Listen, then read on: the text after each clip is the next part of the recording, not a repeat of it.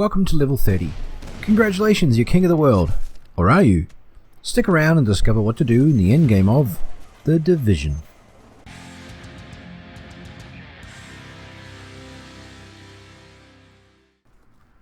As mentioned in my last video, once you get to level 30 there are 5 world tiers which are based on the level of the gear you have. Getting closer to that final level, you would have started picking up gold gear that is designated level 30. Once you equip your first piece of this level 30 equipment, you'll get a gear score which will determine which tier you can access. The higher the gear score, the higher the tier, the tougher the enemies are, the better the loot. This is not automatic, you must select the tier you want. So you need to keep redoing those missions, and now would be the time to really start smashing the Dark Zone. And I'll have a video on that coming out very soon.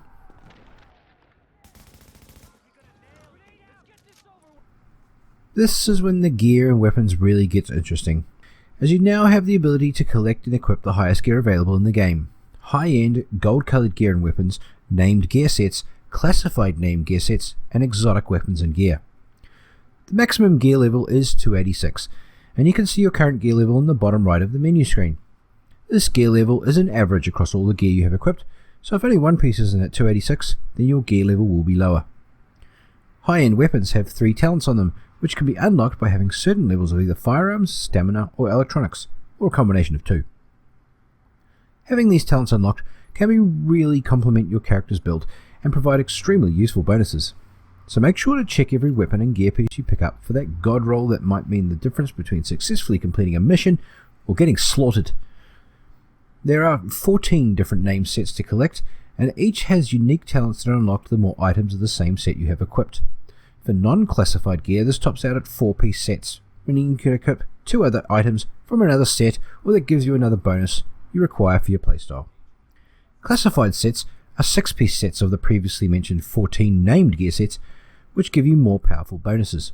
They have generally better stats, and you can reroll 2 attributes instead of just the one on high-end and non-classified gear. Exotic items can be amazingly useful, such as the house or ninja bike bag. Or they can be on the other end of the spectrum, such as the Cassidy. That gun. Seriously. Builds are really the cornerstone of the entire endgame. Everything revolves around getting the best build for the job you want to do, which is usually finding better gear to improve your build. A build is basically a set of gear and weapons designed around a particular purpose. Whether it be to put out as much damage as possible, or to be the healer and keep your teammates alive, creating a decent build is the key to doing that well. You can save these builds in a loadout, so that you can change between builds depending on the situation. Just remember, you can only change a loadout when you're out of combat and no skills are on cooldown. So how do you create a good build? Well, that's a very involved question, and to answer that I'll instead direct you to my good friend and lover of the Cassidy over at NGN, who has a great video on getting started with creating a build. Check the link in the description below. For now, however, the basics of creating a build are this. Decide what you want the build to do. Let's say you want to cause lots of damage. Equip weapons and gear that promote DPS, such as the Striker's name set, and a lightweight M4. If you want to use critical hits to do most of your damage, then add mods that add critical hit damage and critical hit chance, and use the recalibration station to reroll talents and improve the attributes on gear and weapons to complement damage. For higher end builds and weapons that are almost god roll, there is the option to use the optimization station and DivTech to make each item's stats higher. As of patch 1.8, DivTech requires quite a bit of farming, mainly in the Dark Zone, to get significant amounts, and further updates is expected to get easier to acquire. So be selective instead of using it to try and improve everything. There are a number of currencies you need to know about in the Division. First and foremost are credits. These are the most common and easiest to come by, and you'll start to earn them right from the start of the game by selling unwanted items at vendors and completing missions. You can use them at all regular vendors to buy weapons and gear, although my suggestion is always to save them till the end game, where you're going to need millions of credits. And that's not an understatement. To roll a piece of gear to get the talent or attribute you require may end up costing you anywhere from 100,000 to 10 million credits or more, if RNG hates you that much. So save your pennies. Dark Zone funds are, as the name suggests, only available to be earned in the Dark Zone. You get these by killing enemies, both NPCs and rogues, opening chests with Dark Zone keys, obtainable by killing rogues also, and by going rogue yourself and surviving until the time runs out, or if you get to the manhunt level, proceeding to the area to deactivate your bounty. Phoenix credits are only available after you hit level 30, and are obtainable through missions, opening field proficiency cases, or occasionally from named boss drops. They are used mainly for rolling weapon talents and purchasing blueprints from the vendor in the terminal. There are a couple of vendors around who require Phoenix credits as well, such as the special equipment vendor and at least one Dark Zone vendor. Global event credits are only available to earn through the periodic global events by completing missions or HVTs among other activities while the GE modifiers are present. These credits are used to purchase GE caches from the global event vendor in the terminal. If you're after a particular set, then this is a good way to get them. Keep an eye out for when these events start. Cipher keys and fragments are another form of currency in the Division.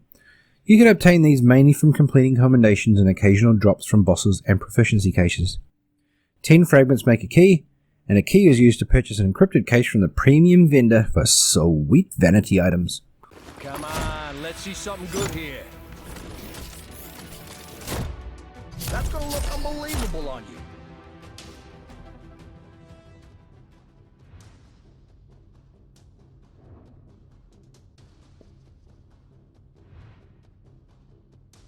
You can also purchase premium credits for your real-life hard-earned cash to get encrypted caches as well.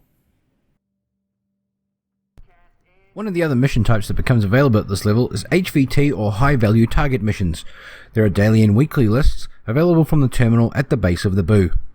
The weekly targets are worth more and involve going to a certain area, taking down a couple of waves of enemies, and then a boss or multiple bosses. The rewards and drops vary, but are another worthy farming opportunity.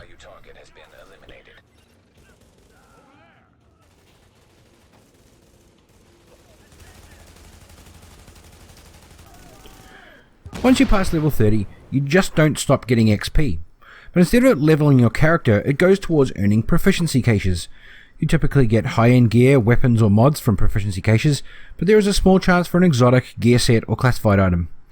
They are definitely worth collecting, as the gear can be sold or deconstructed, and you can also get Phoenix credits out of them, which are used for special vendors or rolling weapon talents. And keep an eye out for those double XP weekends or double rewards from proficiency cache weekends. They're worth doing to farm a lot of gear or to get credits or materials. Each day there are 3 specific missions to do which give an extra bonus, such as more credits or better drops. There are also specific objectives each day which may include things like explosive kills, killing a particular number of an enemy, or collecting materials. You can see all these daily and weekly objectives by looking at your map and scrolling over to Mission Overview. Each week you get a set of objectives to complete to gain a weekly mission cache, which will contain an exotic item and other random goodies. There are 4 different objectives along different lines. A crafting or collection mission, such as obtain 30 electronic parts, or deconstruct 30 items, etc. Complete 10 missions of any type, which is a consistent objective each week. Kill a specific number of a certain type of enemy, like take down 30 or 40 LMB in the Dark Zone, and sometimes another, such as extract a certain number of items from the Dark Zone. It's mixed up each week, so it doesn't get too boring. Much of the endgame revolves around doing previously completed missions, but usually at higher difficulty. You now have more options to do challenging, legendary and heroic difficulties on certain missions, and you may now do the 4 incursion missions, which are much more difficult than anything you would have played thus far. Firstly, completing a legendary mission gives you a guaranteed exotic cache.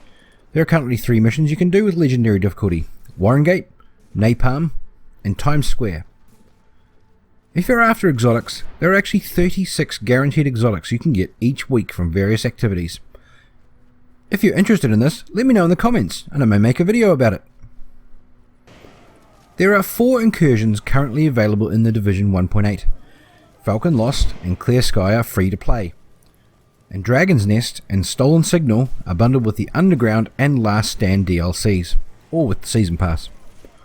I highly recommend getting the Season Pass, as it provides some great extra content such as Survival and Underground, and provides access to those 2 incursions. My personal favourite is Survival, as it is a completely different style of play than what you've been doing up till now, and it provides a very real challenge, with reportedly only 16% of players being able to complete each run. It gives you a great sense of accomplishment being able to get on that chopper at the end.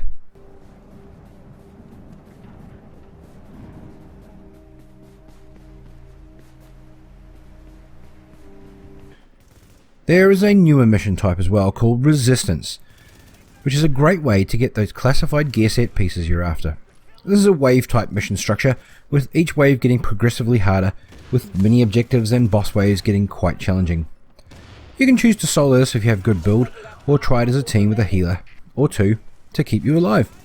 As always, there's no one way to do things. However, there are a few tips to getting the most out of Resistance and truly farming it. There are a ton of videos out there on that already, so I'll let you look that up if you're interested. And again, if you're interested in me making a video on it, please let me know in the comments and we'll get right on it.